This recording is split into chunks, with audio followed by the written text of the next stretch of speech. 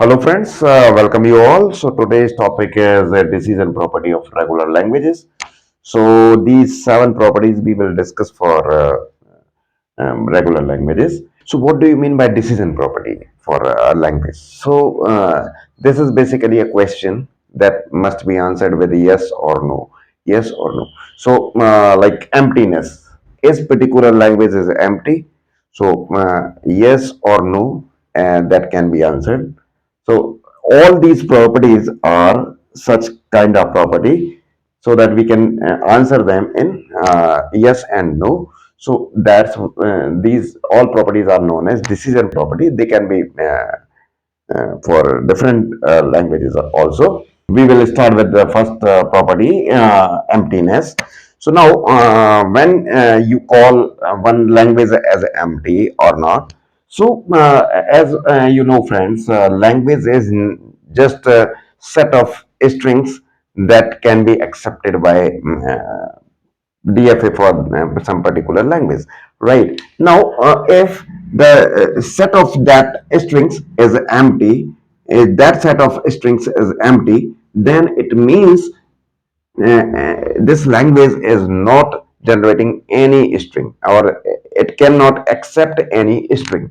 So in that case, you can consider this language as empty. So now, how would you prove that particular language is empty? So suppose one language is there, L, which is so if it is regular language, so we can definitely create one DFA for this. So now I'm creating one DFA here, and it is having self loop of 0. Then it is having one more state there. Then we have one more state here, and it is our final state. So this, suppose this is the DFA. Here we have initial state, some intermediate state, and then one final state. So now, in this particular example, if you can see, this is the final state, this is the final state, and it is having only outgoing transition. It is having only outgoing transition. That means we cannot reach this particular final state by any transition from starting state. So this is not reachable in that particular machine.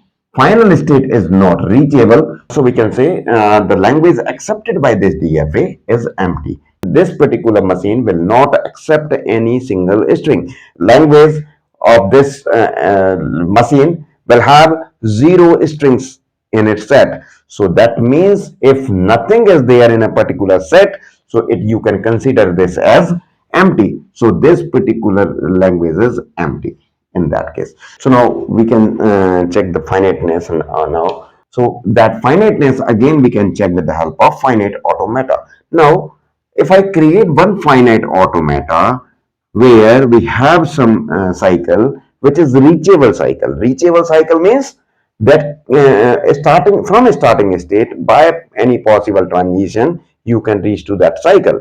And if this cycle is also leading to the final state, then you can consider this language as infinite language. If this cycle is not leading to the final state, then it means this is not infinite language. The language accepted by such DFA is finite. So I will tell you one example of infinite language here. So I can take 0 asterisk 1. So you can see, my friend, the set represented by this regular expression as this 1, then 0 1, then 0 0 0 1, then 0 0 0 0 1, then any number of zeros we can take here. So this set is infinite. Now we will see how we can check the finiteness of that any particular language with the help of DFA. So now this machine will have one self loop of 0 or one cycle of 0 to state initial state, and we can now have one, and we can reach to final state. So now this is the DFA or finite automata for this language. This is the finite automata for this language. Now you can check, my friend, according to the definition, like if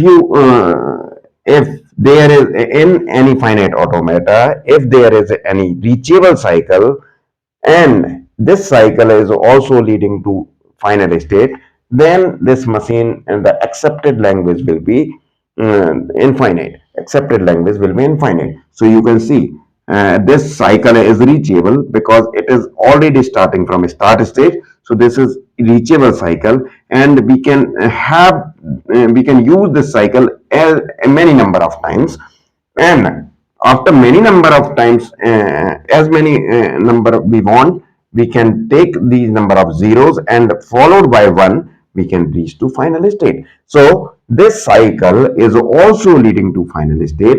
That means it is having a reachable cycle which is leading to final state. So this language is infinite. This language is infinite.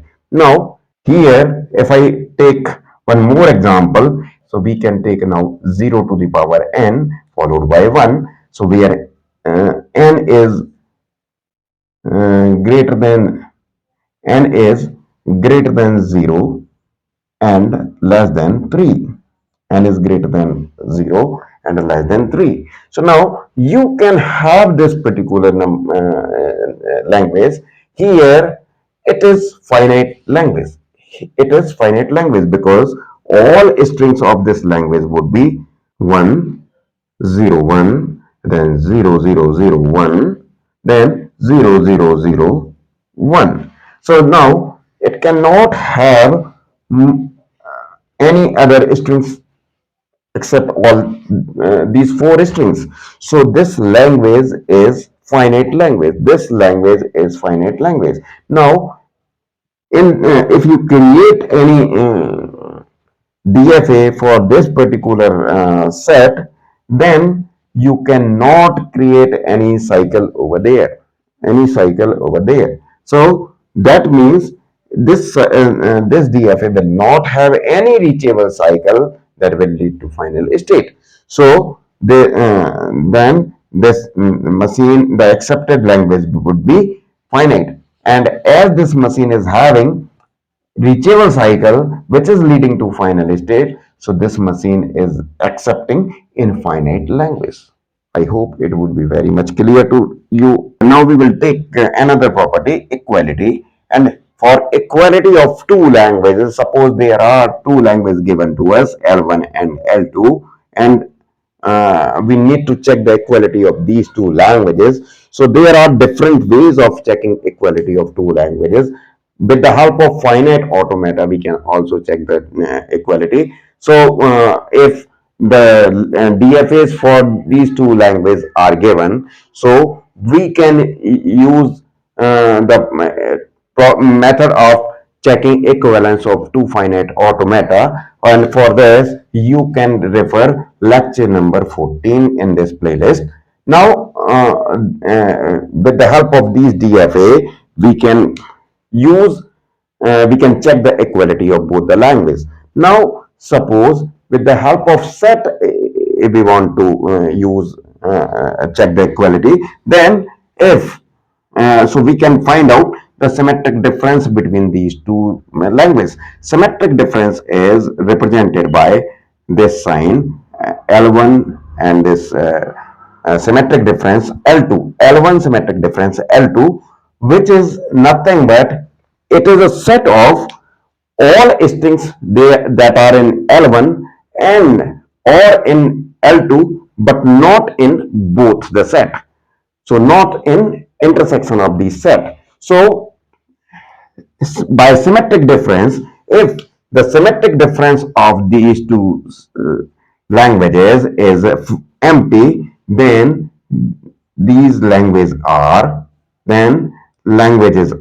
same. Languages are same. Same. If it is not empty, then languages are different. So this is another way of checking the equality of two languages. Now, one more way is there. Suppose if you either with the help of DFA, you can use the method of lecture number 14 for checking the equality, or you can minimize the two DFA given you can minimize the two DFA given for L1 and L2, and if after minimization the structure and the transition of both the DFA are same, then they will represent the same language. They will represent the same language, and in that case you can say L1 and L2 are same. So these are three different methods of checking the equality of two languages. Now we will check the subset property, subset decision property. In that particular property, again we are given two languages L1 and L2, which are regular languages. Again we are given two languages L1 and L2, and we are to check here whether L1 is subset of L2, where L1 is subset of L2, where L1 is subset of L2. So for this, we can check the difference between L1 minus L1 and L2. So if the difference between L1, if the difference L1 minus L2 is phi, if the difference L1 minus L2 is phi, then this is L1 is subset of L2. L1 is subset of L2.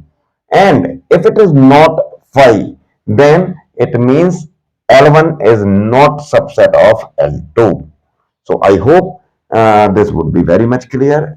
Now we will check membership property, and in this property one string W is given to you, and you need to check whether this W belongs to any language L. So for this, what you can do, you can create one DFA, for this language L, and give that string W as input to the DFA. If after reading W, DFA is reaching to the final state, then this string is a member of L. If it is not reaching to the final state, then this string is not member of this language. So in this way, you can check the membership of any string for any language L. So sorry, this property has been listed twice. So we will now discuss this regularity property. And you can see, my friend, as we are already considering all these properties for regular languages, so regularity of any language, how you can check the regularity of any language, if you can create for checking regularity of any language, if you can create any DFA, or if you can create any finite automata, DFA, NFA, or any NFA where epsilon move, or you can say any finite automata if you can create, or you can create regular expression for any language, then you can consider this language as regular language. So this is the way to check the regularity of any language L. So now we have discussed all these six properties. So I hope, friends, it would be very much clear to all of you. If you have any doubt, then you can always write to me in comments. I will definitely reply your comments. Thank you. Thank you so much.